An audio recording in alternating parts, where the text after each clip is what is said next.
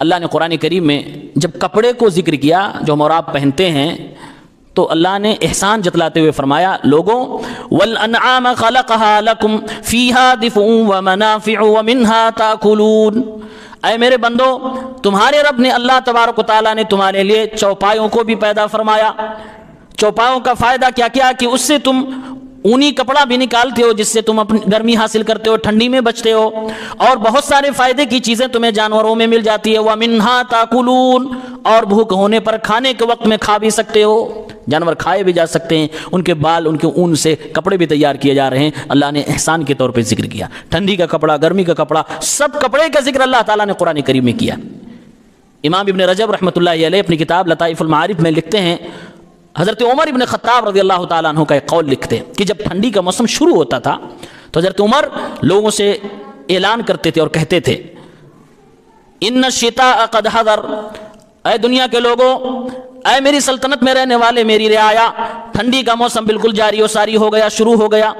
وَهُوَ عَدُوٌ، اور یاد رکھو یہ ٹھنڈی تمہارے لیے جان لیوا بھی ہو سکتی ہے، تمہاری دشمن بھی ہے۔ فَتَأَهَّبُوا لَهُ أُهْبَتَهُ، تو جس طریقے سے یہ دشمن بہت خطرناک ہے اسی طریقے سے اس کے لیے تیاری بھی کرو۔ مِنَ الصُّوفِ وَالْخِفَافِ وَالْجَوَارِبِ، اونی کپڑے بھی خرید لو، چمڑے کے موزے بھی خرید لو، کپڑوں کے موزے بھی خرید لو۔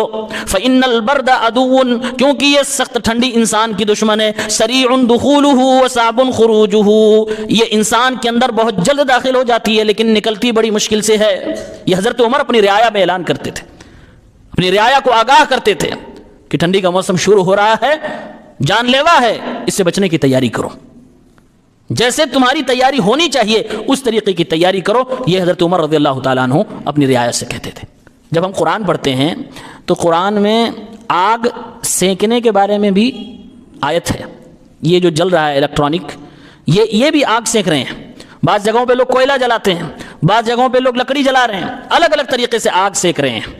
یہ جو عام زندگی ہماری گزر رہی ہے یہ اللہ کی نعمت ہے۔ اس کا احساس کب ہوتا ہے؟ جب ہم دیکھتے ہیں کہ ہماری نارمل ڈیلی لائف بھی قرآن میں ڈسکس ہے، قرآن میں اس میں اللہ تعالیٰ نے بیان کر دیا ہے، تو ہمیں بڑی خوشی ہوتی ہے کہ اور احساس بھی ہوتا ہے واقعی اللہ کی کتنی نعمتیں ہمیں اور آپ کو ملی ہوئی ہیں۔